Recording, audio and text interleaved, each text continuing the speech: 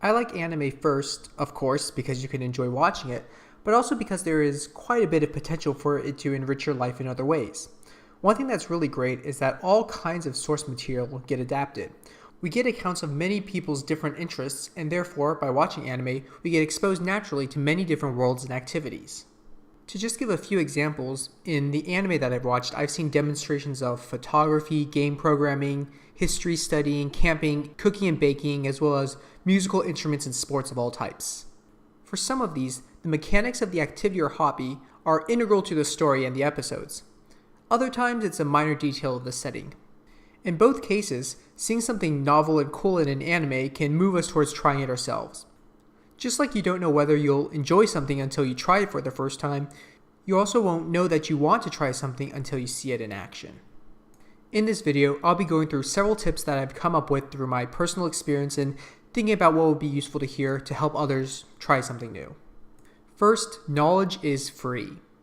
With the internet, you can learn a lot about almost any topic. There are two separate ways to take advantage of this. The first part is the idea that there are a ton of hobbies that are purely knowledge-based and are wonderful to pick up. My example for this point is going to be Girls in Panzer. It's a sports anime about a fictional sport of tank skirmishes. Besides a few video games popular in the community, there isn't much opportunity for the average person to ever expect to pilot or work on tanks. So, a number of people, spurred on by the show, study history, military history, or the tanks themselves.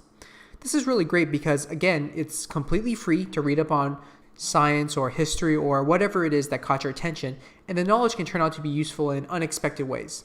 And just in general, it's good to know more about the world.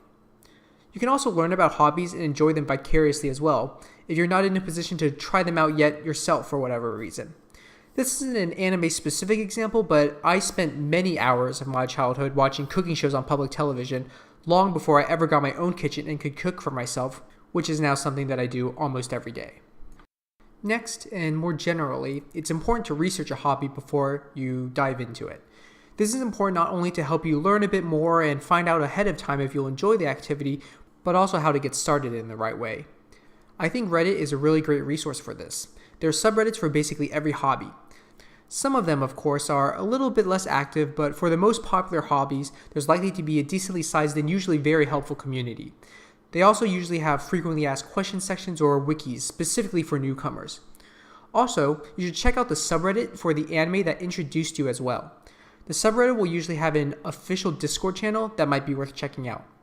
Generally, the anime subreddits are mostly fan art, but it's a good place to look because there usually are probably people who regularly do the type of stuff that is shown in the anime, and you have the added benefit that a lot of these people started out the same way as you're looking to do so. My next tip is to start small. I suppose this might seem a little bit obvious, but especially when you discover something new that can really excite you, it's possible for your imagination to get ahead of yourself. The suggestion here is to get started with the minimum possible, reasonable commitment needed. It's a fine balance of not buying something so expensive that it feels really bad if you end up changing your mind about it, but not something so cheap that you don't get a proper experience with the hobby, or that if you do decide to commit, you have to basically replace it instantly. To use an example, I was pretty wrapped up in the excitement of YuruCamp, as a lot of people I imagine were. The show makes it look really nice. But camping is super expensive. In fact, it's mentioned several times in the anime itself that camping is super expensive. And when I really thought about it, I remembered all the memories I have of mostly being uncomfortable while camping as a kid. So I reconsidered the whole thing and settled on just trying out hiking. It's still an outdoors hobby, but there's less of a commitment or upfront cost. Even within hiking, I started small.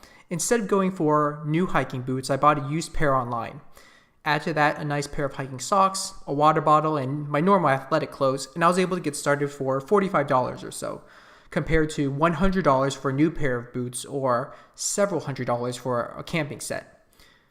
This will obviously depend on your personal circumstances. The general guideline here is to not overcommit and not to find roundabout ways to justify overcommitting, like, oh, I'll use this thing that I'm going to buy for all these other different purposes. That will probably get you carried away.